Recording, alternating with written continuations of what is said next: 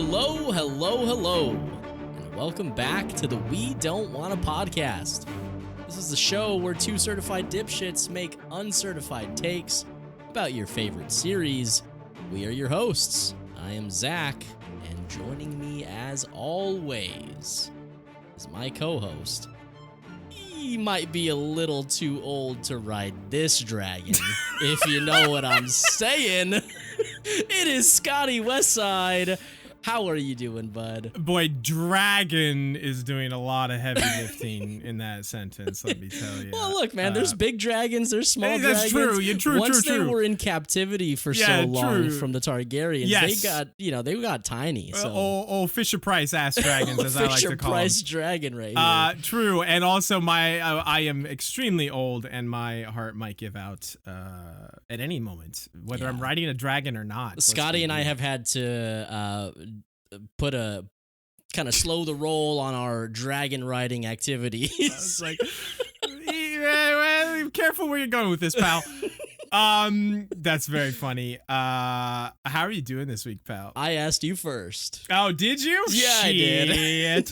I'm doing good. We're having ourselves. Zach, did you make yours? I sure did, and I'm drinking it in this sweet ass Star Wars cup. It's a real bummer that the sequel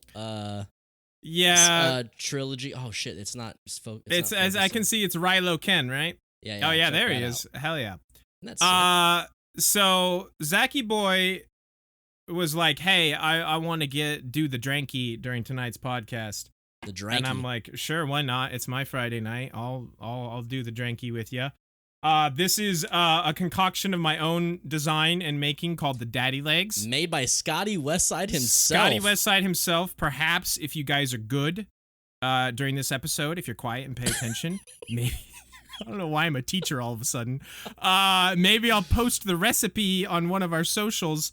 Why is it called the Daddy Legs? You don't even know how to do that. Listen, I've decided that's one of our best running bits is that we always say that, but then never do it. It's intentional. It's a bit. It's definitely a bit. I did go and make, I don't know if I posted it on the Twitter, but I did go and make a sweet ass graphic for our Who Be Thrown In's rankings. Zach, that ruins the bit. Well, I mean, I thought the people deserved it, man. All right, fair enough. Anyway, maybe perhaps if you're good and pay attention, I'll share the recipe. This is I'm 3 Daddy Legs deep, by the way, Zach. Did I mention that? Yeah. I've been making them and drinking them since I got home. Are you serious? Yes, which is probably also contributing to oh shit, yeah. I'm so hot and sweaty this fucking episode, let me tell you. Let me just get right out here in front of this. Texas decided that, it's April 1st, time to be 95 degrees. And I'm very stubborn about like turning on my AC for whatever reason. You would think that you own like a home and you have to manually go and like manage your AC unit. Like I have You literally just turn a switch on. Just literally turn a switch. This is my old ass like spiritual self, like probably from my father, you know. Too old to ride the dragon. Yes. No. I can't tell you how many times like I heard growing up like, close the door, we're not trying to air condition the whole outside, you know, that kind of thing that dads say. Yeah. What are you waiting for your tail to come in? Yes, exactly. Oh God. So I'm very stubborn about turning my AC on.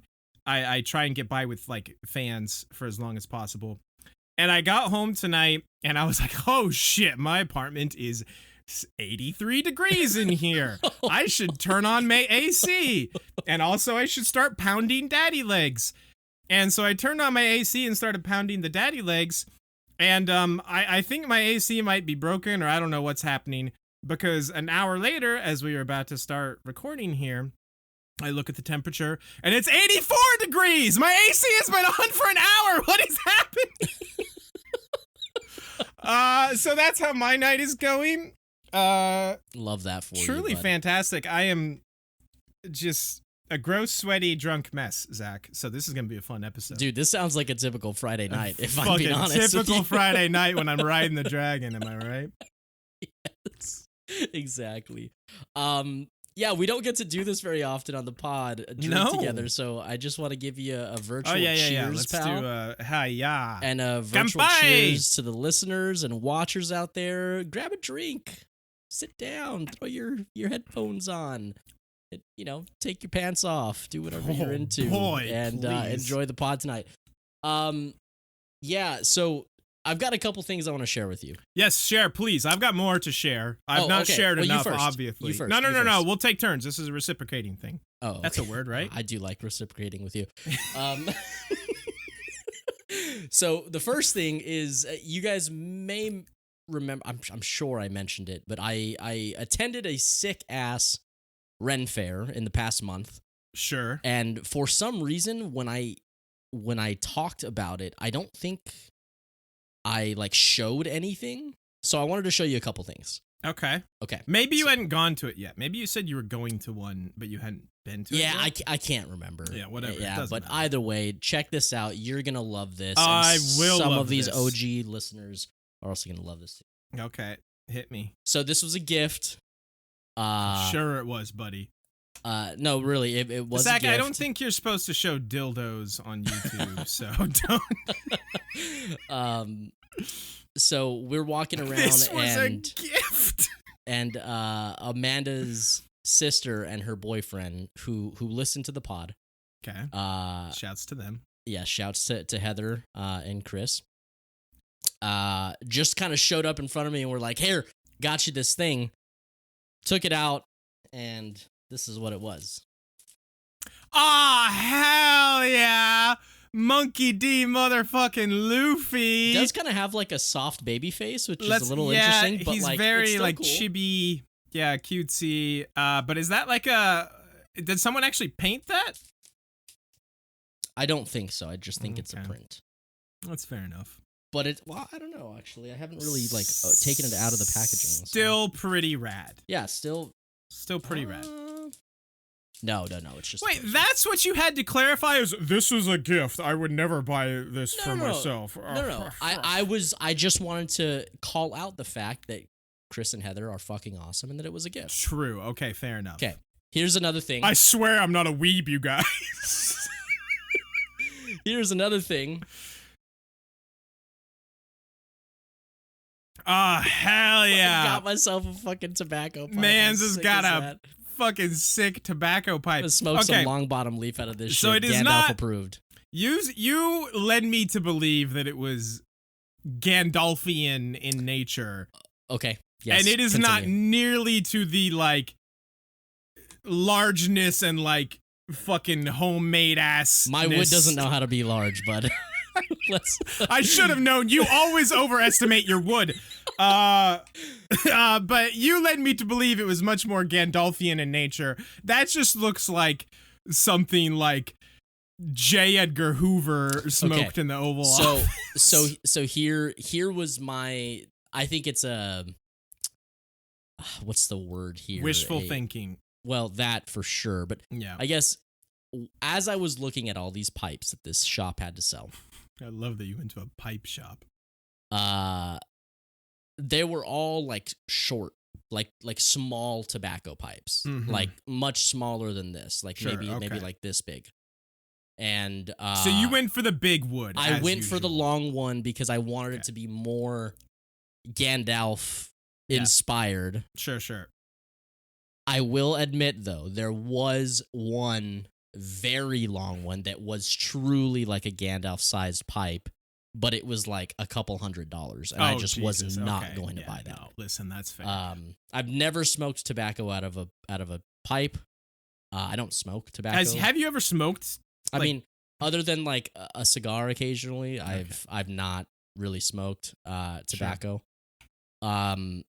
I've tried a couple times since I got this, and it is tough, dude. Keeping a pipe lit with tobacco is truly an art. It's very, very hard to do. I would believe that. I have never used a pipe, unfortunately. I know I'm a sham. My old man persona is falling apart over here. Truly. But I do enjoy the occasional, very rare cigar.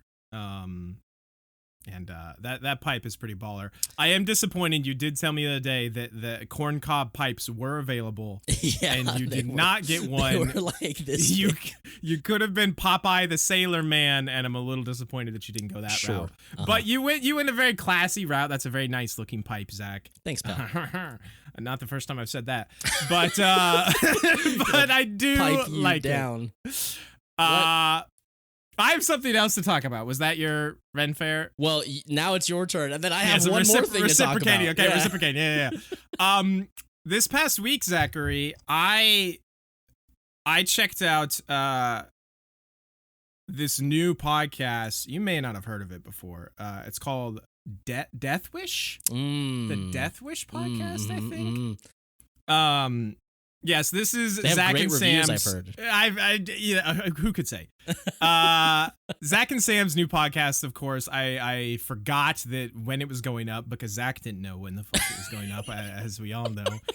And I was able to listen to the first episode, and couple notes I have. Okay. For you and Sam. Okay. And I can do this because, we're personal friends. I realize that, like, people probably feel this way about the dumb shit we say all the fucking time, but they just don't get to, like, tell it to our faces back, Yeah. But since I do know you guys and I can say it, and next time I see Sam, I'm sure I'll let her know. We'll get there. We'll get there. First of all, Zachary, my fucking guy, absolutely base takes picking Luffy and Hornet / the Knight. Definitely go with Hornet. The Knight's did I not say that? I feel you like I said that, but you led with the Knight first. The Knight is literally, I love the Knight to death, but he's intentionally not a character. Correct. Hornet is a true character. Right. Awesome takes. Although putting Hornet on your honorable mentions is a bit of an insult. I mean, I don't have enough substance on Hornet to feel that strong about Hornet yet, but fine, she's there. But the fact that you did choose Luffy, and you said some very kind things about him, that made me truly happy. So good for you there. On the negative side, I feel like this is about to be like an insult sandwich here. You guys took like a lot of just uncalled for shots at your boy over here. You were just like, oh, he's not here to defend himself. Nope. Let's throw him under the bus. What's it feel like to be Chaz, dude? I didn't like it. I didn't like it one bit. I don't want to be Chaz. That's just really like, funny. Yeah, I think all Scott does is sit in his basement and play video games. Just like, that's all he does. Also, Sam, if you're listening to this, you have the most outdated, like, my parents' ass view on video games of, like, someone your age should not, like, have that view of video games. You're the person that calls every, like, video game system a Nintendo. And like, oh, are you playing the Marios? And the I don't even know. Are you playing the Donkey Kong? Yeah. Which is hilarious. Bless her heart. I found that very funny. But it was very enjoyable. Thanks, to say, man. I had a great time listening to that first episode. And it was a good time, and I'm happy. I'm excited to hear the other episodes. So thanks, buddy. I appreciate that. I'm sure Sam would agree. I feel like there was more I wanted to roast you guys on, but I'm a little feeling the daddy legs, and I can't remember. So fair enough. This has been an already kind of long intro. We appreciate everybody for hanging out and just kind of catching up with Scotty and I. This episode's going to be super cash, by the way. Yeah, totally. I needed to ask you a question. Yeah. I just wanted to know what it feels like. Oh, no. To always be the person who pushes back a recording session, and also when we hop on is also not ready. I knew this was gonna fucking happen. I can't even fathom. Yeah. How it is to live life like that. So I just needed to have to ask. just kind of wear this one on the chin and let you bask in this one. Because yes, It's Zachary. not the only thing you wear on your chin. Oh, for the first time in recorded history, I'm just going to go ahead and say this episode is already cursed out of the gate. Because yes, I was the one that postponed this episode multiple times, I think right? so, yeah. Which yes, we've talked about how that's normally Zach's bit. That's his lane. No, No, I've never. I don't do that. So I will just wear that one and accept it. It was me this time. Are you happy now? I am happy. What I think is truly fucked up and funny is that the last time, not the last time we were going to record, but the time before that. No, it was the time before that. When Scotty, he was like, honestly, dude, kind of not having a great day, not really feeling great. I was like, dude, like that's okay, man. Like, that's okay, dude. Like, you're a human being and it's okay. And he's like, I know, I just don't like to like reschedule and this and that. And like, you know, you're counting on recording and this or that. And I just like, I was just like very genuine, and I am genuine when I say truly, dude, it's not an issue. Like, you got to take your time. And if you're just not feeling up for it, it's okay. I would rather it's just reschedule to a time that you're feeling better. And as soon as I said that, I was like, I'm going to give him shit for this next time. Like, on the podcast, live, make sure that, make sure I just turn the blade while it's already in there. To his credit, Zach was very accommodating and kind about it. Although, also to be fair, if he hadn't have been, he would have been the most like biggest hypocrite in the world. Yeah. He kind of had to be. Yeah, also to your point about like me being human, I feel like there are many that would argue against that. That's a conversation for another time. Hey, should we do this thing that we normally do? Yes, we should. Are you ready to talk about game? Hell, you didn't tell me. Am I reading the first half or the second half? I think I did 6 times ago when we were supposed to record this. Why don't I just start? And I think you were gonna pick up at somewhere in the Dothraki Sea. Why don't we just shoot for that? I'll do that. Okay. This is Season 6, Episode 4, Book of the Stranger. We begin at the wall, where Ed is pissed that Jon is leaving. Their argument is interrupted, though, when Sansa arrives at Castle Black. Jon and Sansa have a heartfelt reunion and talk about the past. Then Sansa starts trying to convince Jon that they must retake Winterfell from the Boltons. Jon says that he's tired of fighting, but Sansa argues that they'll never be safe with the Boltons around. Davos asks Mel what she's going to do next, and she says that she serves Jon Snow now. Davos wants to know what exactly happened to Stannis and Shireen when Brienne inserts herself into the conversation so that they all know that she killed Stannis. In the Vale, Robin Arryn still sucks at everything. End of sentence, period. Littlefinger arrives, and Lord Royce accuses him of selling off Sansa to the Boltons. Littlefinger pulls the old, no you, though, because Robin loves Littlefinger and I'm is on rubber, his side. you're glue, Yes. whatever you say. He's the old Uno reverse card on his ass. Truly. Littlefinger manipulates Robin into gathering the armies of the Vale to help Sansa and Jon fight the Boltons. In Meereen, Tyrion and the makeshift small council meet with the masters from Yunkai, Astapor, and Volantis. Tyrion offers a deal where they will be given 7 years to end slavery in their cities in exchange for stopping the Sons of the Harpy. Some of the former slaves question Tyrion about his dealings with the slavers, but Missandei and Grey Worm back him up for now. They are not happy about this, however, and think that Tyrion is a fool and being used by them.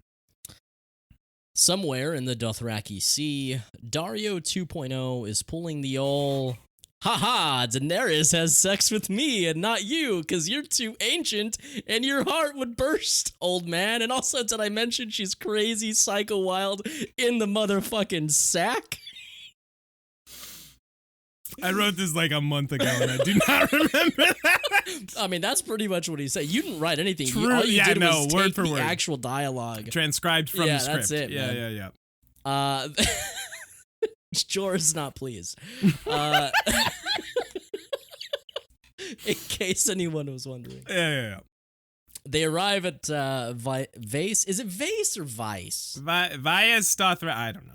Say whatever you feel like, buddy. They arrive at VD and plan Hell to yeah! sneak in at night when Dario notices Jorah's grayscale. They sneak in and fight some guards, then meet with Daenerys, who says that they can't escape, but she does have something else planned. Hey, also, Marjorie still exists. Yay, Marjorie! She's taken to the High Sparrow, and he nearly backstories her to death.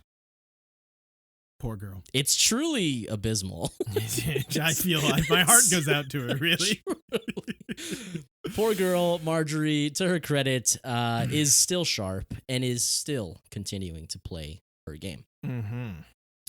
The High Sparrow lets her see her brother, Loras, and she tries to encourage him, but he is just broken and wants it to end. Cersei goes to talk with Tommy Boy, and he's scared for Marjorie and says that the High Sparrow is dangerous. Took him long enough. He tells her that the High Sparrow plans to make Marjorie do a walk of atonement before the trial, just as Cersei did. Cersei gives this information to Uncle Kevin with an A and Olenna, and they agree that this cannot happen. Olenna agrees to bring the Tyrell army into the city and take back Marjorie by force from the Sparrows. Theon has arrived home to the Iron Islands and chats with his sister, who is not exactly happy to see him. Yara thinks that he's here to claim the crown at the King's Moot, but he only says that he's got nowhere else to go and that he will support her claim to rule.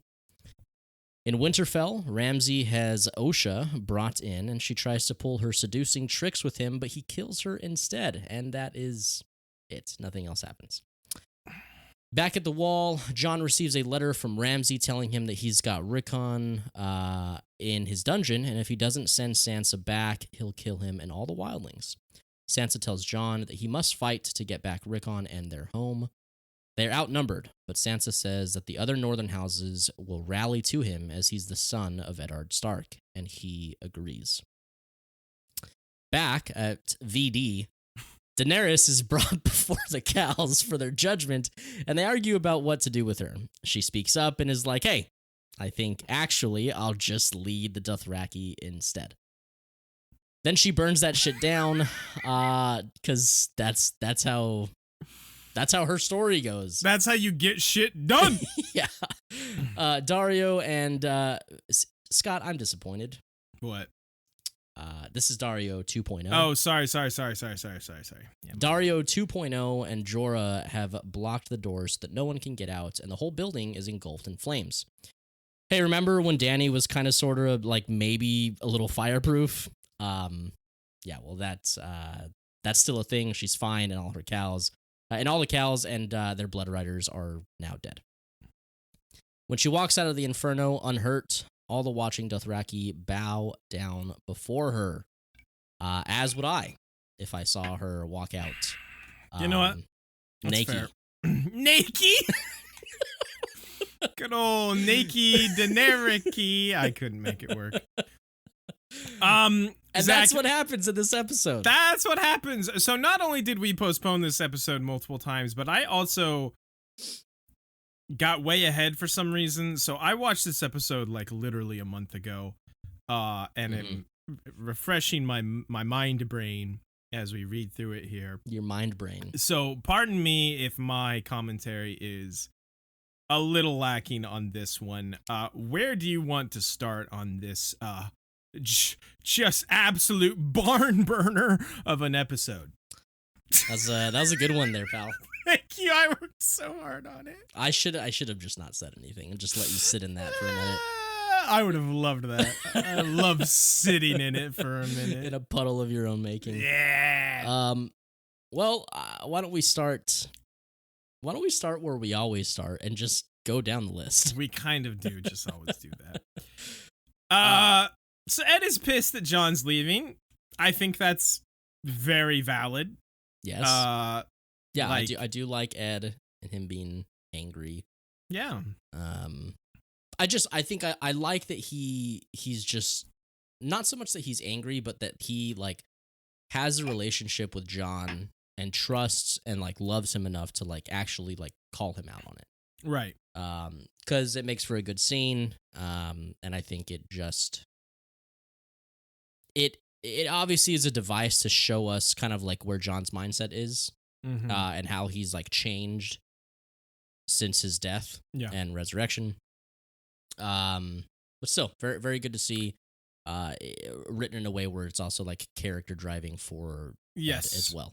And John is absolutely correct. He literally gave his life for the watch. But I think Ed also has a point of like where he's like, yeah, I was with you at Hardhome, bro. We saw the same thing, right? Like there's a lot of shit that's unfinished. Like right, like you're just gonna ignore that, and John's just kind of like, yeah, I'm just kind of done, bro. And it's also like, how can you blame him? I don't want to do this anymore, Grandpa. Right, exactly. Well, that's too damn bad. That's too damn bad. It's like it's a good scene because it's very understandable from both of their perspectives, I think, and also they are such good friends and so close that it's just like it's just a good moment between them. Yes. Also, this John Sansa reunion, man. Why the fuck does this hit so hard? It's so good, man. What the hell? They had such a non-relationship. They literally did. This was their first scene together in the show, you know. Yes. Yeah. Yes, I did know that. That's crazy. It is wild. And it's so good. Which kind of, this is like kind of a sidebar. Did you ever see that TikTok that I sent you about like the entire Lord of the Rings trilogy, but only if it was, but only the only the scenes where Legolas talks to Frodo. And it's literally the one scene at the end of Return of the King. It's no, actually, it's the one scene. That's to say, I don't know if that's accurate because doesn't he talk to him? Well, he's talking to Sam, I guess technically. It's only the one scene during Fellowship when he says, "And you have my bow." And those are the only words that he says to Frodo in the entire trilogy, at least the theatrical cut. Frodo is lurking when Legolas tells him about like the song the elves are singing about Gandalf being dead. It doesn't matter. I do remember that. It's very funny. It's very very funny. Yeah. But yeah, dude, this Sansa John reunion is fantastic. Like the unspoken part of it at the beginning when they first like actually see each other and hug. But like also the next scene where they're reminiscing and talking together. It's fantastic, man. Yeah, it's truly good. I feel like not only just like what we as like show watchers have experienced and gone through with these characters for 6 seasons now, but also just like the growth of these actors, I feel like they've both come such a long way from, you know, where they started, like performance wise, even. Right. And it's just very cool. And like we've seen them win in situations, but we haven't seen them like have this type of resolve. Right. Where it's like this emotional. Like there is some sort of like emotional resolve with like some of the John Egret stuff, but like it's just different. Like we just haven't seen this like type of success or like good happen to either of them in their stories. Sure. And it's just really really good to have been watching them for 5.5 seasons and finally get to have like this type of moment. It's really really enjoyable. Yeah. Also the music, dude. Fucking music swell when they hug each other is great. Yeah, just John walking out and then like seeing each other and like it's just it's phenomenal. And also, kind of piggybacking on that, aside from them reminiscing, the scene transitions to Sansa kind of playing the game again. Like, it just flows right into her trying to rally him to take back the North. And that is also equally a great scene. Yeah. Really, really cool to see her kind of be the one that's like trying to influence. Yes, influence and like driving the plot as opposed to always just being what she usually is kind of just being swept along by others around her. She is trying to, like you said, influence things, and it's refreshing to see. For sure. This dude, okay, when I watched this, I was cracking up because I was just like, Brienne, what the fuck, bro? Like, why you gotta be like that? She's so awkward, bro. Why you gotta be like that, bro? Just like inserting yourself into this conversation that is none of your business. Oh, Stannis? You guys talking about Stannis? Yeah, I killed him. I fucking murked that guy. Hey, I fucking murdered the shit out of him. Yeah. Hey, you talking about Stannis? Yeah, I killed him. I killed that guy. You guys Stannis fans? I killed him. Dude, did you not Go know away, somebody dude! like that growing up? Yes. There's just, it's always that one fucking guy that's like trying to just like, oh, you're talking about something that I'm mildly interested in. They just fucking a real like one-upper vibe here. I'm like, yes, but also you're the one-upper friend that I have. Oh, am I? So, but Sick. and it's not the That same. makes sense, It's not the same actually. feel. It's not the same feel. It's not the fair same enough. like anger. Same anger? Yeah. I'm angry about it? No. Like I am not as angry with you gotcha. As you are with Brienne here. as I am with people who are like Brienne. Oh, okay, sure. But you are definitely the one-upper friend. I can see that. You gotta start calling me on it. Do I do it a lot? You do it in this way. All right. Hold on, actually. Do you have an example? Oh boy, here it comes. I fucking love it. Hell yeah. You do it in a way, Scott, where you it's not so much that you are like have performed something that is one better. Uh-huh. But you always got to tell us when what we're interested in or proud of. Like, you got to tell us that it's just not that good, though. Like, it's just not that great. Like yeah, hey, good for you. Okay. But like, it's not really like that's not that big of a deal. That sounds more like me. Because when you're saying, like, I'm the guy that's like, yeah, well, you may have done that, but I did this better thing. That doesn't really sound like me because I don't really care. Right. But I am interested in tearing others down. Yeah. Like, in making them feel like what they've done. Yeah, I believe that. Is not quite as cool as they may think it is. I have to, keep them in their place. You know what? Whatever. Fuck Brienne is all I have to say. Fuck you and your pipe also. No, it's just very funny, honestly. Like, how she just waltzes up and just inserts herself into this conversation. Right. Also, we're getting like these breadcrumbs of now Davos, now that obviously the Jon Snow thing is kind of resolved. Davos wants to know what the fuck exactly happened. Right. And that is going to be very important. So, right. We shall see where that goes. We shall. Anything else on that scene between them? No. I mean, I did have a note that I do kind of like the like uncomfortable tension between the three of them, between Brienne, Davos, and Mel. Like, I don't particularly love Brienne or like the way that she did what, like the way that she entered that conversation, but I do like the very awkward it was very awkward, super uncomfortable. It was very uncomfortable. And we love any scene with Davos, obviously. Yeah, and definitely. Mel, honestly. What Vale? happens next? Vale, yeah. What happens in the Vale? Rob and Aaron. Yeah, Rob and Aaron is just, doing Rob and Aaron things. I cannot picture this guy like just not being a child sucking on his mom's tit. I mean, fair. And it's just very like aggravating to see him in a position where dude, the Vale's army is legit. Hell yeah. And he is in absolute he's so out of touch. This dude is easier to manipulate than fucking Tommy Boy is, though. Like, straight up. Yes. Like, Littlefinger isn't even subtle about it. He's like literally like, don't you think? Wink, wink. We should help Sansa. Gives him the old elbow. Yeah, like, am I right, my guy? And Robin's like, we should help her. And Littlefinger's just like, That was my feeling as well. And it's just like, dude. But who gives a shit? Because, I mean, everyone knows who's in charge. Like, there's just...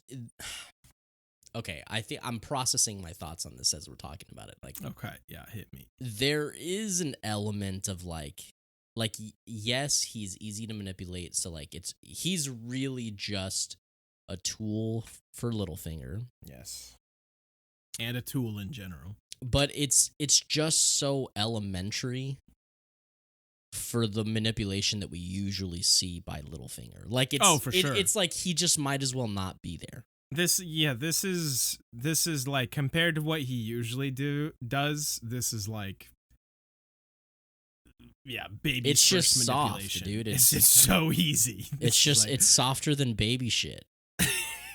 Gross, but also yes.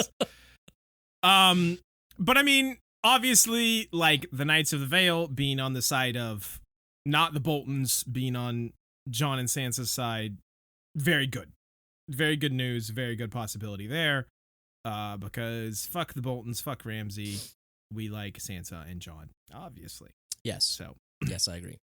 So a good outcome, despite Robb and Aaron sucking at everything. Yeah. I hate this Marine shit. It's just Tyrion continuing to. Okay. Let me actually back up a tick here. Yeah, let's hear it. Because I think on some level what Tyrion is trying to do has some merit. Like, he's trying to play the game the way he knows it and, compromise and, give and take type thing. But what he's not probably really appreciating is that that's kind of a probably more Westeros thing. Like, the East doesn't really work like that as much, Yeah, definitely. And Tyrion, I feel like, is just unfortunately a little bit out of his depth here. And like, it's not a bad idea in theory, but right. It's just, I think it just doesn't work in this situation. Also, I feel like just his execution of it is just not up to his usual standard either. He's just like, oh, let me give you guys this negotiation, and though here's some hot chicks. Pretty certain that's a product of the writing. Yes, and that's what I'm trying to get at. It's not as when he was in season 2, when he was the Hand of the King, acting Hand of the King, and he was just being slick fucking Willy, like making deals and taking names every which way. Even in season 3, when he wasn't. Right. In the way that he maneuvers and yes. like carries himself is just different. Yes. To now, where it's just like, this is your play, bro. Really? Yeah. Like, what are we doing? Yeah, I think it's a combination of a couple things. I think that there is a bias because we're not particularly interested in the storyline here. True. But that doesn't take, like, we can still be objective about things. Like, yes. The writing and execution on, like, his decisions, how he carries out the decisions, it just falls really flat. Yeah. Like, I don't know anybody who would make an argument that watching these kind of pseudo small council scenes, negotiation scenes, would feel like, yeah, he nailed it. Like, yeah. I don't know any, like, even if you are like a Tyrion or Dany stan and you're interested in the Marine storyline, which if you are, fine. And we're Tyrion stans. Fuck. Yeah. I mean, we both really like Tyrion, which is why I think it's a little upsetting because it's just not up to the standards of like what we expect from him. Correct. Or the writing that kind of surrounds him. I would actually be curious if people actually are like, nah, dude fucking nailed it. Well, like, just no. Again, I want to come back to the idea is that I think a lot of what could have to do with it is he just doesn't have the other big personalities and phenomenal performers to play off of here in Marine, like he did in King's Landing, where there were like half a dozen of them, you know, like Varys is here. And I did really like, not to, you know, we don't shit on every Marine scene. Like we talked about, I can't remember if it was last episode or episode before, about how we really liked that scene where Varys was being like super like creepy and intimidating with you know, that one chick to like get information from her. But when it's not Tyrion and Varys, and even their scenes have suffered. So Yeah, I don't know. think- It's like, it's a combination of, I don't think the strong characters and performers for him to play off of are present and there, and also just the writing is. I do. Okay, so like I agree with you to an extent. I think there's something I would like to just kind of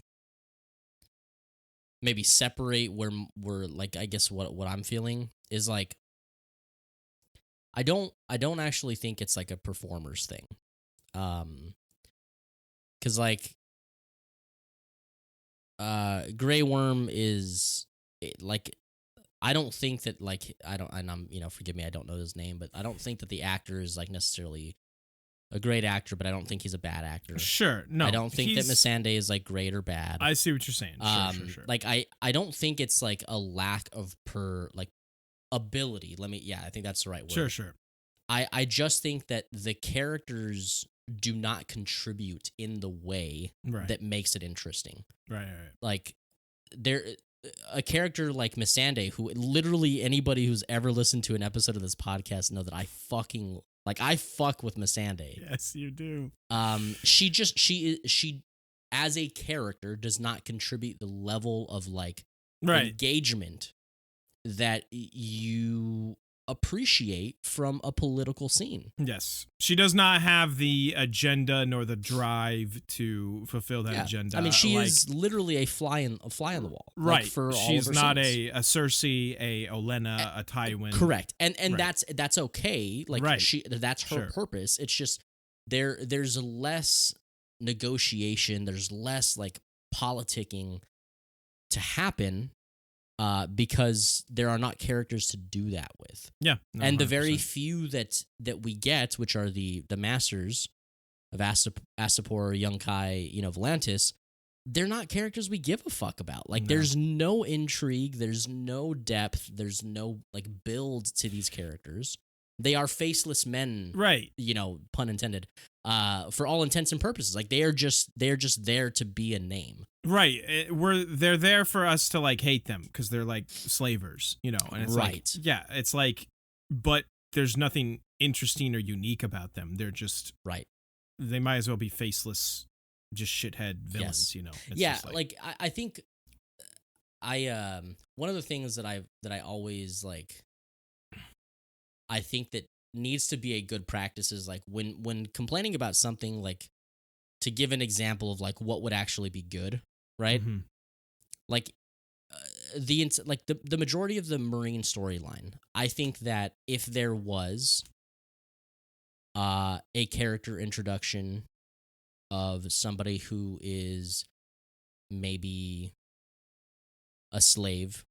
Like we could use like the young slave like boy who kind of in a way like helps rally, right? Like a character like that we could latch onto that has a character like build, and plays a role in, you know, getting the citizens over, like, you know, keeping the other slaves like interested in like Daenerys's rule or whatever. And then we could also have a character who like is a son of the Harpy, or maybe we actually see some point of view stuff from one of the Sons of the Harpy like leaders or something like that. Like, sure, if there was actually a build in place to make these events interesting, to give us a character to like care about, I think that the stuff in Marine could be interesting. Yeah. We just don't get any of that. No. You know, it just is so flat. 100%. I agree. Anything else about this scene you wanted to say? Missandei looks good. What else is new? So in the Dothraki Sea, obviously I made a lot of light of this in the recap. But I do genuinely like, this is the first time I think I've really liked Dario 2.0. Yeah. Is basically when Him he just being is a dickbag. just being an asshole to poor Jorah and just like pouring it on just like with nonstop, and then just at the end being like, "Hey, listen, she's fucking crazy, bro. Like, you have no idea." Your heart would literally burst, old man. It's so funny. It's so uncalled for. George and is getting fucked up. cucked, like, straight up on this episode. And he literally has nothing to respond with, because what do you come back with? Like, he's got nothing, the poor guy. Yeah, dude. Like, they're gonna take like 10 steps, and he's gonna be like, "Can you tell me about it? Yes! Can you describe it to me?" Dude, I'm gonna put that in the old spank bank for poor later. guy, man. Oh my god, it's very funny. So they sneak in. Dario notices Jorah's grayscale, but we don't get much on that yet for now. I mean, it is very ominous. Yes. He's like, "You know what happens, don't you?" Yeah. And Jorah's like, "Yes, I know what happens." The big takeaway for me from this scene where they're sneaking in is, I feel like this is the first time in cinema recorded history where the old pocket sand to the eyes trick doesn't work. And I'm simultaneously impressed that like they subverted the trope, but also just like disappointed in that, like, you mean that fails sometimes? That's such a deep cut, Scott. You need to explain what happens in this scene. Like, So what are our listeners listening for? When they're fighting the Dothraki guys, and of course Dario 2.0, because he's an asshole, runs and takes the scrawny little tiny Dothraki and leaves this giant meat slab of a man to fight old ass Jorah. And Jorah's getting his ass beat, and he tries the old sand in the eyes trick, the old pocket sand. Yeah. And the dude just does he just like kind of turn his head away or close his eyes? Yeah, like it just misses, basically. It's just absolutely useless. And he looks down at Jorah like, "Really, dude? Come on. Like, what are we doing here?" And it's very funny because obviously, like, anytime ever I've seen that, it's like it always works. It's like the ultimate fucking technique. It's like that them never falling fails. for one of the classic blunders. Yes. It just always works. It's you fell victim to one of the classic blunders. Never go in against a Sicilian when death is on the line. I think that's the. You're a Princess Bride man now. You should tell me the line. Princess Bride man? Princess Bride man.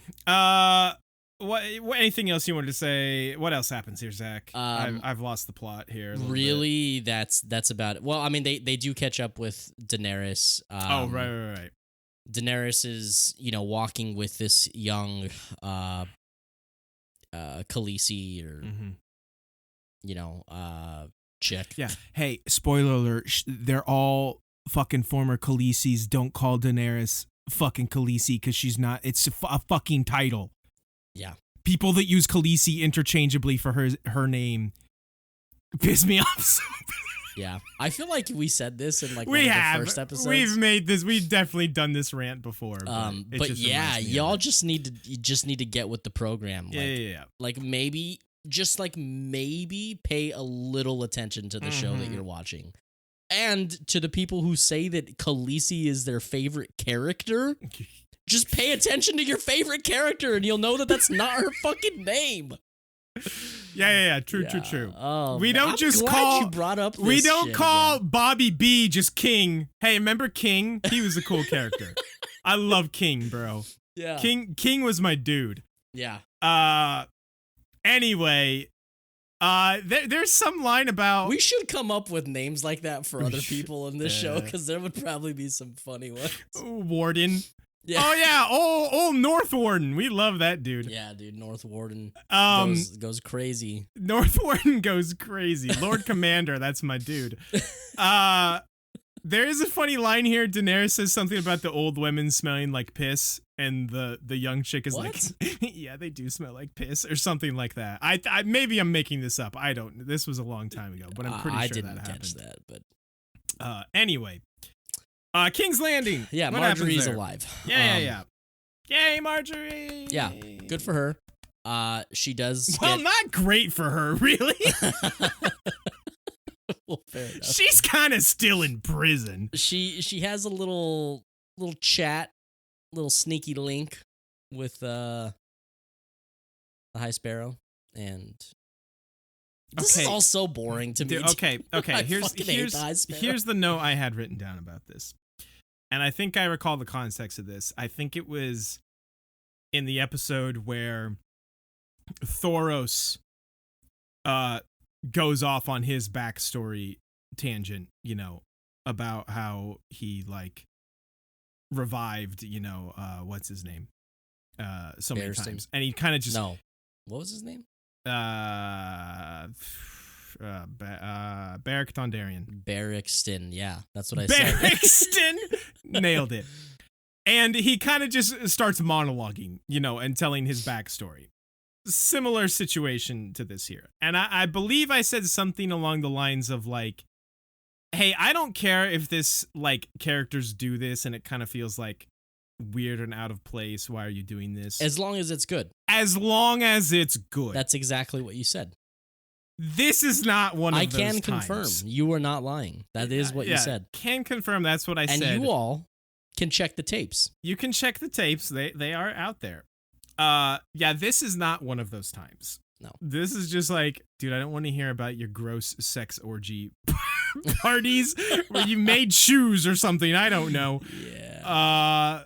Dude, all right, fucking look, whatever. Can we get super real here? Like, what else do we do? Like, why is this story something that like, and the way he tells it, and it's always about being a shoemaker. Like, wait, always? Like, just all these things. Like, this is such a religious story. Like, take any fucking religion. Is there always shoemakers? And it's always like, yeah, I was poor. Like, I made shoes for, I don't know, like some shit. No, he was rich, though. But he made sick-ass shoe, bros. He made, like, Jordans. Until... he made Jordans. He made like Air Force Ones or some shit. Dude. I don't know. I'm not a shoe guy. Yeah. Vans? Are Vans cool? Not like that. I mean, yeah, okay. Vans are cool, but not like that. Oh yeah, gotcha. I don't know. I'm also not a shoe guy. So yeah, I'm definitely not a shoe guy. But it's just like he starts telling this story, and I'm like, I have heard every old religious fuck I've ever known in my life tell this same fucking story. Old religious fuck. Yeah, I'm sorry. I am not a religious person, so I might be a little callous. You've made that very clear several times. But it's just like you like this is just such a trope. Yes.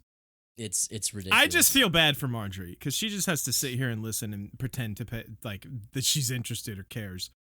But again, to her credit, her imprisonment has not broken her like it has Loras. Right. She is an extremely strong character, and she is still very sharp. Her mind is still sharp. She is still playing the game. Truly. And trying to come out of this situation in the best way. No, I guess I don't really have a platform to speak on this. This is just my because I'm not a woman. But this is more my genuine curiosity. I hear a lot of women talk about how like Brienne is like one of like their favorite characters because she's a strong female character, which for sure. I don't really hear many people talk about like the Cerseis and the Marjories who are also like equally powerful, just not physically powerful. Yeah. Right. So again, it is not my place to say what should or shouldn't be respected by a woman. but it is my genuine curiosity. Like I from my perspective, I look at these characters and I'm like, dude, these like you are a badass woman. Like you run shit. You're what am I trying to say here? Like very intelligent, very like her tenacity like just can't be right. broken. Like she is so true to like what she wants and her goals and like keeping it together and strong. And I just think she's a badass. Marjorie's cool as hell. I love Marjorie. Yeah, for sure. Yeah, I've always loved Marjorie. You know, I'm the biggest Cersei stan on this pod as well. So yeah, definitely. Speaking of Cersei, do you have anything else to say about? No, I mean you kind of already said it. Okay. Homeboy's broken. She's not moving on. Yeah, she's trying. Cersei boy and Tommy finally has figured out like, hey, I think this High Sparrow guy might be dangerous. Yeah. You guys he's like, no, you guys don't understand. He's a bad guy. Hey, listen. I think he might be trouble, you guys. And he's like, dude's using Internet Explorer over here. Hey, I Wait, use do Internet you Explorer. use Internet Explorer? Well, what is it? Edge? Is it called Edge? I think I use you do Edge. like a good Edge. I do like a good Edge. I love how he's like, hey, I got the inside details. Don't tell anyone I told you, because I'll get in big trouble. This just in. He's going to make Marjorie make a walk of atonement. And obviously, Cersei and Jaime take this information to the cool, well, I was going to say the cool kid council, because I was thinking of Uncle Kevin with an A and Olenna, but isn't also, what's his fuck face is also on there, and he sucks. Pycelle? So. Yeah, Pycelle. Pycelle does super suck. Pycelle super sucks, but Uncle Kevin with an A and Olenna I super fuck with. They're awesome. So 2/3 cool kids council. Yeah. And Olenna is like, fuck that shit. That cannot happen. Yeah. And finally, her and Cersei agree on something for probably the first time ever. I feel like this is more of like a Cersei trying to make like unburn some bridges. No. I feel like she gets this information from Tommen. Mm-hmm. Understands that it does need to be stopped. Right. But she uses it as a way to bring herself back into the fold and also like manipulate like just to further manipulate the Tyrells. Sure. Well, and it's also just I feel like this situation is that, hey, the enemy of my enemy is my friend right now. Like the High Sparrow is the problem. A public enemy, yes. Problem number one. I think what I'm trying to clarify is that it's not a mutual like, hey, I'm concerned about this happening to Marjorie. Yeah, Cersei we're on the same side. Cersei did not give a shit about Marjorie, obviously. Like she actively hates Marjorie and tried to take her down. She just got caught up along with it, for sure. Right. So yeah, this is very exciting, I think, in that like Jaime has snapped into like cool guy mode and is like, here the fuck is what's gonna happen. You're gonna march the army into the city. The Lannister army will stand down, and the man with a plan. We're gonna clean fucking shop. We're gonna kill the High Sparrow. We're gonna kill all the sparrows. We're gonna get Marjorie back. Tommy boy will be happy because he'll have his wifey back. The High Sparrow will be dead, so we'll all be happy. This is what's gonna fucking happen. And I'm like, fuck yes, let's go. I'm here for it. Finally, some goddamn action from these fuckers, you know? Mm-hmm. So we'll see how that goes. Yeah, this is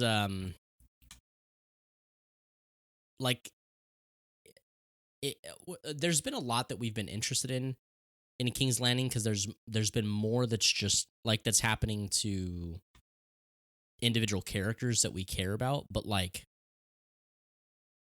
you bring up a really good point in saying like action is finally going to happen because like man, I have been just truly dragging my feet, like getting through the High Sparrow stuff. It almost in the same way that I feel getting through the Marine stuff.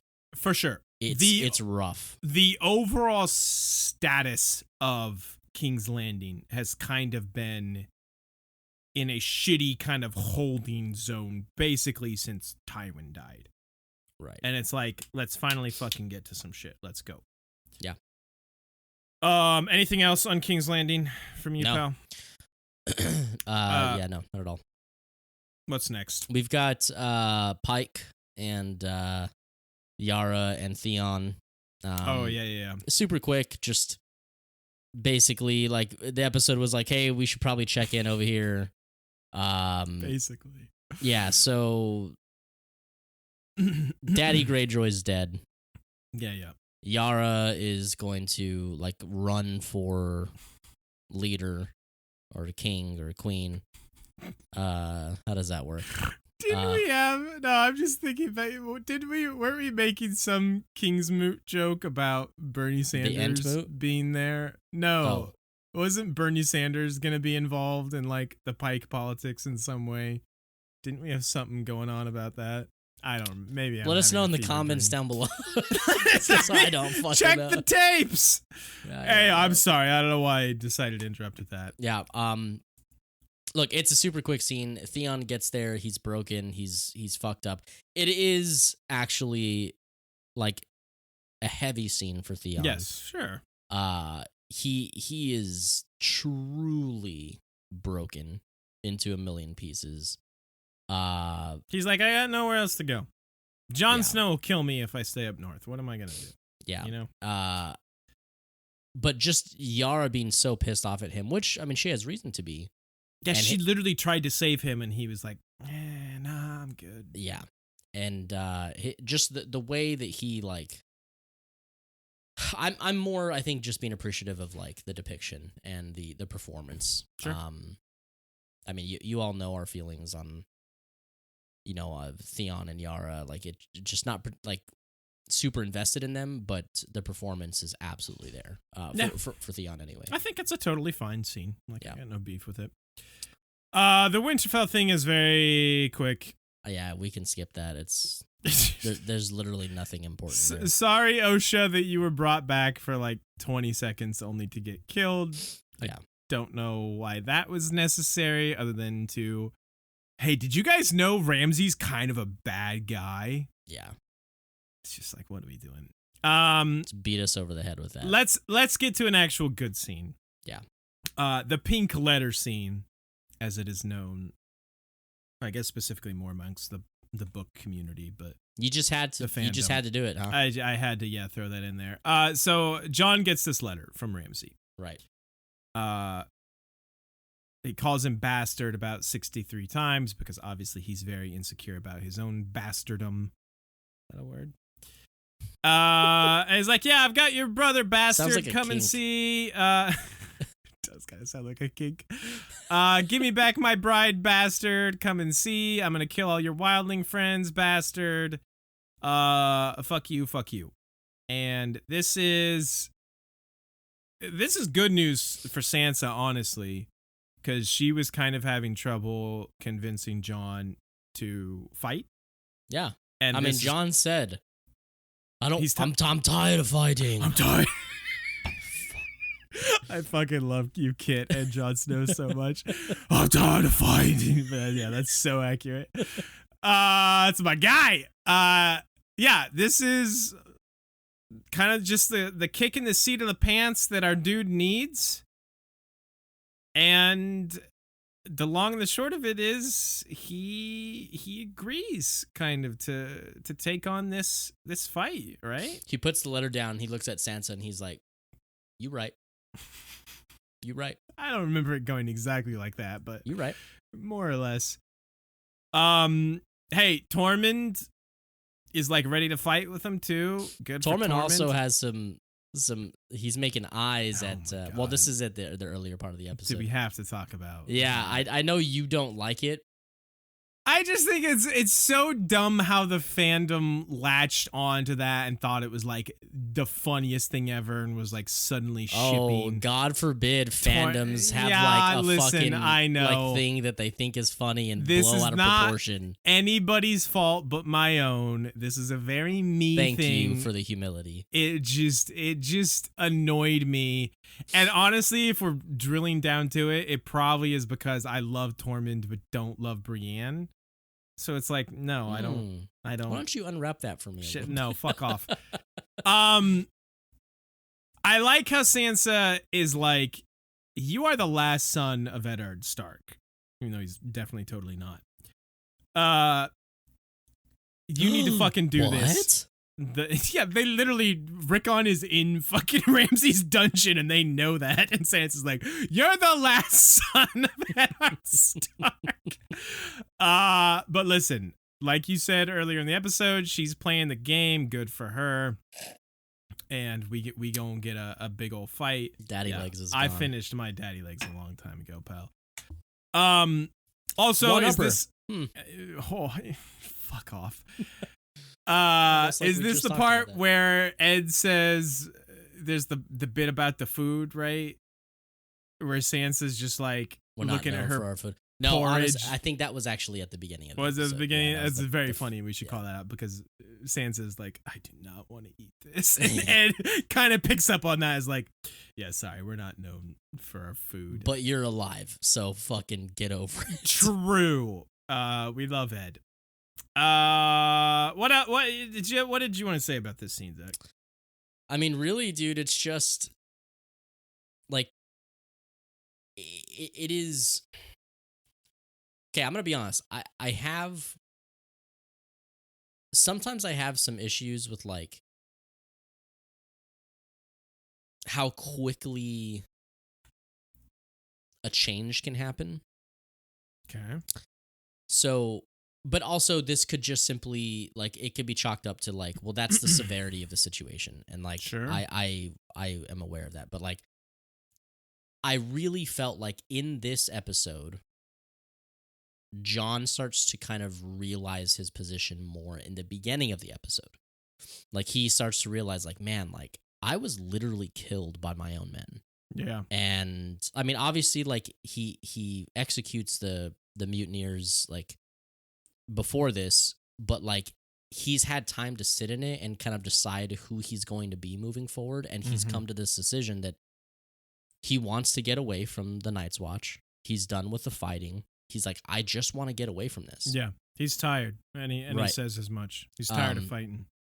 And it's good, and I think it's a really good like turn in character development for him, and a very like I feel like a very strong decision because of how just different it is from the John Yes. that we've seen before. And it's a very, like, to your point, it's a very earned moment. Yes. Like the Definitely. groundwork for him feeling this way has more than been laid. Like Correct. He, It's such a stark contrast to John before he was killed. Yes, he says to Sansa something along the lines of like, about how he executed a boy younger than Bran and the effect Yeah. that's obviously having on him. And he also says something to the effect of like something like, I've been fighting like since we left Winterfell, like, those years ago, like all I've been doing is fighting. Right. And that's a good call out. And so for all of that to, I feel like, really settle into it like into his character build in this episode, at the end of the same episode, he's like, okay, which it is still very reluctant, and I will admit that. It like, I don't know. I guess Yeah. I'm just saying like it's just fast, but You wish I maybe there was like this was in two separate episodes, or there were like an Maybe- episode to breathe or something. I yeah, can feel that. yeah. I just think it just moved a little fast. Like I'm still like coming to appreciate and like respect this like payoff for John's character to kind of like take a breath, Right. Be free for once for a while. Yeah, it's not a bad thing. Like it's not truly a complaint. It's just an Sure. observation. This No, I think that's fair. The severity of the situation in Winterfell, I think, is obviously the reason. I mean, this is a very personal issue for him and Sansa, and regardless of of what he wants, he feels a sense of duty to Sansa and to the North. So, like, it's fine. Just an observation I had. Sure. No, I think that's a fair call out. And to your point, like his hand is pretty much being forced, but yeah, I think I agree. I think it would have been nice to maybe have a little time. It doesn't have to be a lot, but for that storyline to breathe a little bit more. But I also think it's just a byproduct of the North stuff, like specifically the stuff at the Wall has been the most interesting stuff in the show for like couple seasons a season and a half now. Yeah. Where it's just like, hey, maybe lengthen that out a little bit, you know? Sure. There's also one more. This is more of a personal qualm. Like, since Jon has been resurrected, he's kind of been slightly sexy, more carefree. Well, yes. Yeah. But like a little more like, dude, like I just don't even care, man. Like he's just kind of more chill and laid back and like not so brooding all the time. Sure. And I kind of just wanted to like live in that for a little while. He's still pretty broody. I know, but like I'm picturing like the jokes with Ed. Sure. And like just kind of like not really caring anymore. Like, dude, like this isn't my problem anymore, bro. Like I want to see Big Lebowski Jon Snow. Oh my god. Like just fucking just chilling, bro, going with the flow. I can't even remotely picture that. Let's get this last section done here. The Danny VD, goes up in flames, and the episode is over. I go up in flames when I have VD. I have flame ups. Is it okay to joke about that? I don't know. When you go when you have VD, yeah, Virectile dysfunction. Virectile dysfunction? That's not what VD is, my dude. What's VD? You don't know what VD is? Is it vaginal dysmorphia? Shut up. You're joshing me. You're pulling my leg. I really don't. Venereal disease? Oh, what is that? It's STDs, my guy. Oh, yeah, no. Do you know what STDs are? Wait, what are those? Fucking this guy. Why do I do a podcast with him? Yeah. Sorry, I'm not a fucking STD expert. You're not an expert on VD. Fuck. Why are we even doing this? Okay, so Daenerys, yeah, she's fireproof, which I know was never really George's intention, and he's said as much, is like her surviving the fire in season 1 at the end of season 1 with like the dragon eggs was like a very specific kind of magic circumstance with like combined with the dragon eggs and the burning of the witch, and we don't need to get into all that. I didn't know this. Oh, you didn't know this? No, I didn't know this. Oh, okay. This is a thing. But the showrunners were like, no, yeah, she's fireproof. Mark it down. She's a superpower. She's immune. Check the tapes. Check the tapes. Her fucking superpower is she is fireproof. We're going to use this. She's going to burn this mother down. And that's how she's going to win all the Dothraki. Fine. I guess no problems with it. You don't feel like this is a little like this is just the end of season 1. It's just very convenient the way it happens. And like I get it. It's like it's a TV show. Her storyline has to move forward, but it's just like Jorah and Dario 2.0 could just sneak up to the door and there was no one else around and lock them, and like these big burly guys couldn't like find any way it to looks get out so of this bad, building. dude. And it's just like there's one whatever, particular scene where Dany's standing up straight and she just pushes the fucking thing over, and it is the fakest looking shit I have ever seen, dude. Like I didn't even notice that. It's terrible. It's really bad. It's whatever. I'm not gonna sit here and tell you like, oh, I hate it. I hate all Daenerys stuff. Blah blah. It's like it's fine because I'm just like, things are progressing for her, and that's good. That's good. That makes me happy. It's like I mainly just like, I feel like most oftentimes when I criticize Danny's storyline is because it's just very stagnant and nothing is happening or nothing interesting is happening. And something is happening here. She has like all the Khalasars like bowing down before her, and she's like the Khaleesi again. And the Khaleesi, not the Khaleesi. Yeah. So good for her. I don't really have anything else to say or add, I guess. Yeah, epic shot.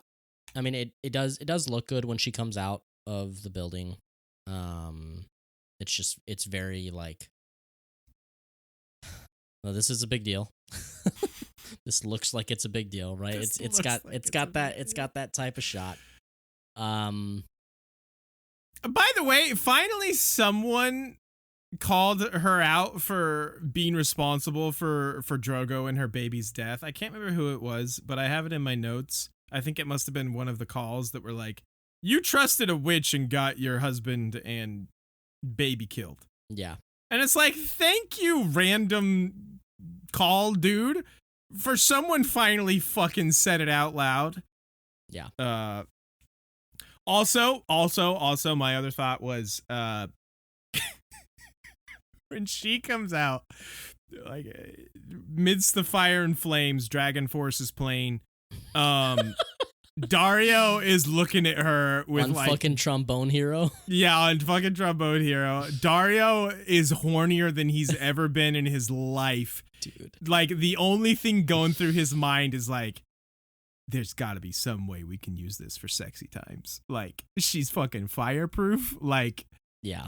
What his if, mind is yes, racing. His mind is racing with the possibilities of the things that the ways he can use. He's this like, am I into this? Yeah, I think I'm into this. For his dragon. She's a real wildcat in the sack, I hear. Is that all we have? Yeah, man, that's how we're ending this episode. Hell yeah! Or that's how we're ending this discussion. We've got a couple things to do here. You know, that thing that we do. Let's see if Scotty can get it right. Which one the is it, pressure Zach? is on. Boom! Crackling! Why'd you scream like a fucking 13-year-old girl? Well, because I'm a little bit tipsy, and also because Cracklin' Oat Brand apparently made the list last week. What were we fucking thinking? It has. We must have been smoking some Cracklin' Oat Brand, if you know what I'm saying. Not bad. Out of your pipe.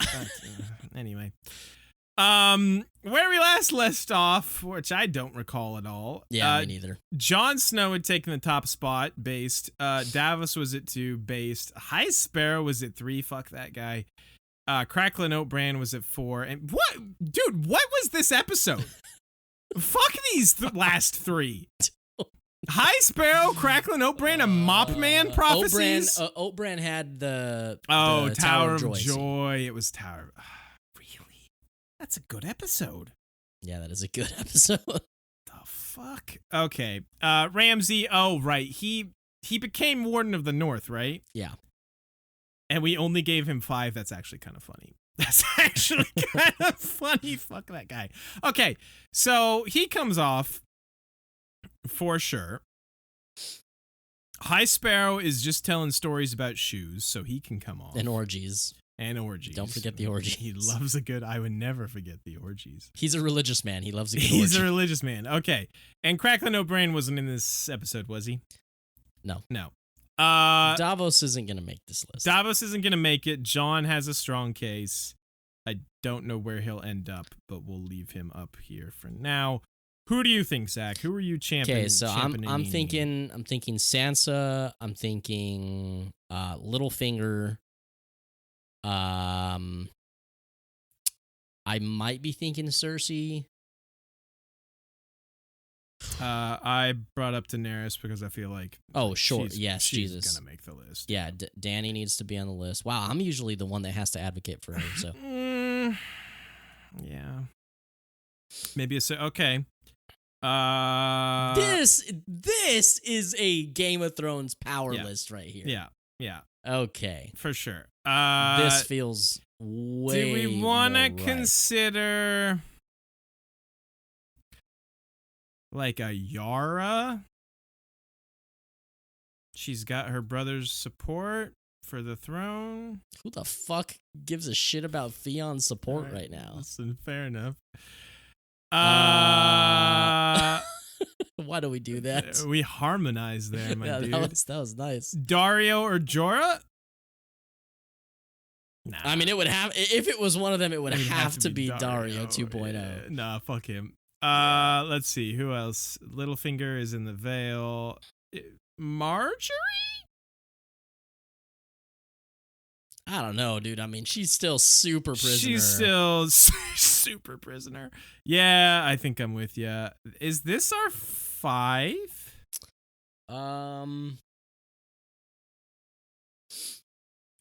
Okay. Hear me out. Oh no. It's just something to consider. You're probably gonna shoot it down, and you're gonna say Miss Missandei, aren't you? And I'm probably gonna be okay with it. But Tyrion does convince the Masters to end their support of the Sons of the Harpy. No? Okay. No. I agree. It's just something to just make sure is addressed for the peoples at home. I look at Tyrion briefly and immediately dismissed him, but I appreciate that you said it out loud so we can clear the air of that. I think this is like probably there is a 5. conversation to be had about him, but I think we just had it, and I don't think he beats any of these 5. Okay, so that leaves us with Jon, Daenerys, Sansa, Littlefinger, and Cersei. And I truly think those are the 5. I will be the first to say I think Daenerys probably goes 1. I agree. So sorry, my boy Jon. Daenerys is gonna. Where are you, Danny? There you are. Daenerys is gonna go to 1. She is now in charge of all of the Khalasars, and she's still fireproof. So hooray for her. Yeah, I think can we actually expand on that for a second, because sure. I feel like a lot of what is it that I call them? I hope I'm not making that up in my head, by the way, the whole George saying that thing. I don't think I am, though. I'm pretty sure that happened. I feel like a lot of Game of Thrones like commons. You hate those commons. Those fucking commons.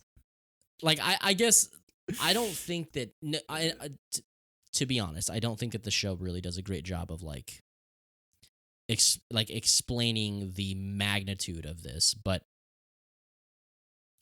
this, like, she did not just kill one Cal and his blood riders. Sure. It was like all of them. She killed, like, this was like a meeting of all of the Khalasars. Yeah. So in common speak, fuck off. You are actually the worst. Like, Drogo and his army, his horde, was one of many Khalasars. Yes. Right. Now, one of the biggest and the strongest, for sure. Sure. Right. But, yeah. But so, yeah, what she has effectively done is united, not just like, so if you're still picturing the size of Drogo's Khalasar, this is way beyond that. Yeah, this is a huge deal. Yeah. Like, for all the shit we give Daenerys and how, you know, we didn't spend a ton of time on her scenes. This is a big deal for her. This is a big win. She is an easy number 1 here. Like, for sure. I feel like Cersei is the 5 here. I feel like of these next 3, of these next ones, she's kind of...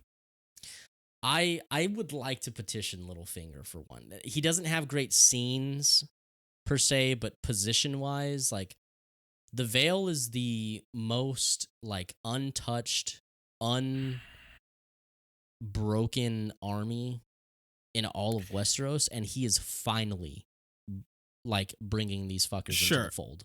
Let me counter by saying this is also kind of just him doing what he's doing is also a proxy win for Sansa, because it's on her behalf, like, to help her. So I almost want to put Sansa at 2. Okay. I mean, I think that's a very strong argument. I would shake to that. Because I think not only are her scenes excellent, She does. she Yeah, does a okay, hell of a for lot sure. of convincing of Jon. And like I said, the shit that Littlefinger is doing in the Vale is kind of for her benefit also. Yeah, that's you sold it when you mentioned the scenes. Like as we've mentioned several times, like the Who Be Thrown In list is a very tried and tested formula to make the list. Okay, It's an algorithm that it's runs. An algorithm. Yeah, truly. There's you guys there's can't see it. I've got special it running. criteria. I've got it running down here. But no, for sure. Like I was thinking strictly like him being in control of the Vale's army, but with Sansa's like maneuvering position and just simply her scenes, which I really think that this episode is. I think this is pretty straightforward, Zach. I think we go Daenerys 1, Sansa 2, Littlefinger 3, Jon 4, and Cersei 5. I shake to that. Because I think Jon, while his scenes were good, like he was kind of just being convinced of a lot of stuff for most of it. Mm-hmm. And I think still in a good position. Still in a good position, wins to be had for him. But I think Littlefinger, Sansa, and obviously Daenerys are stronger. And even though there may be some that argue this, there is an element that makes it feel like Jon is kind of being used by Sansa. I mean, he's at the very least a little reluctant. Like, he didn't want to do this out of the gate, you know? Sure, right. And also I think Cersei for the stride she makes this episode, I call her Cersei. Her position is still precarious. Sure. Improved for sure. But she's the way that her political savviness, dude, sometimes is so cool. Like the way that she takes this information from Tommen and immediately is like, well, here's my loaded gun. This is what I use to manipulate this new council. And you know, you bring a good point. Do you think she goes above Jon? I mean, if the ranking is based off of like political expertise, then yes. But like, I mean, in this episode, all around, you know how we do the algorithm. I don't think so. I think that Jon is still in a way being, whether it's him being kind of pawned into doing this, he's still being platformed as like the leader of the North. We've talked about it a lot about how he is the reluctant leader. And I love that. Which we love, but he is a leader. Like everyone is still looking to him to lead. Right. Which I think still holds a lot of merit. Okay, I'll shake to that. Yeah. I'll shake to that. That's our list. Wow, we burned through that. We're so good at this. The algorithm proves undefeated once again. That is Daenerys taking the top spot, Sansa at 2, Littlefinger at 3, Jon Snow at 4, and Cersei Lannister at 5. Zachy boy. What do you rate this episode, Scotty Westside? Oh, boy, it was so long ago. We didn't just talk about it for an hour and a half also. I'm going to give it a 6, a flat 6. Wow. That's harsh, Is that high? I feel like. No. Really? I think this episode's like a solid 8. Really? Yeah. I think this episode's good. Oh, I don't know, mate, about that one. I think the only part of the episode that falls flat for me is the Marine stuff.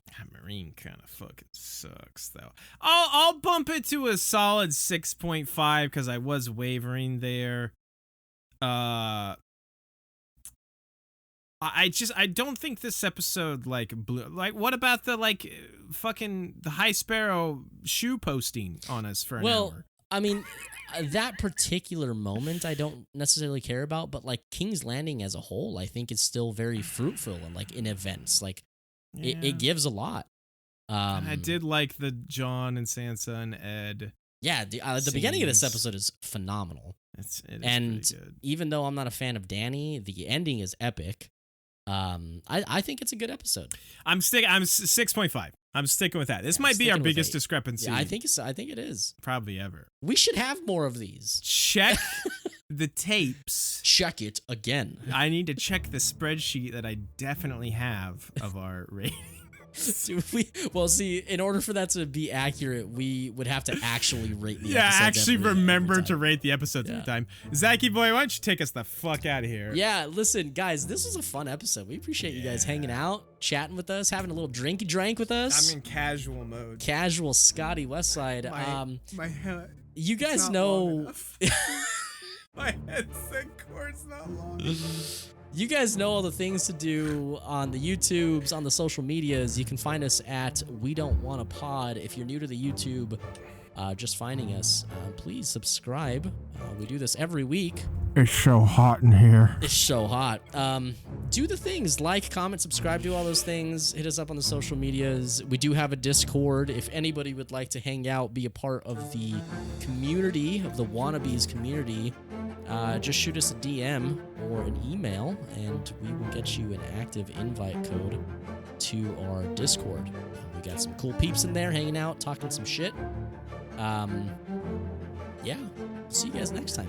Thanks for listening. Bye-bye. Bye-bye.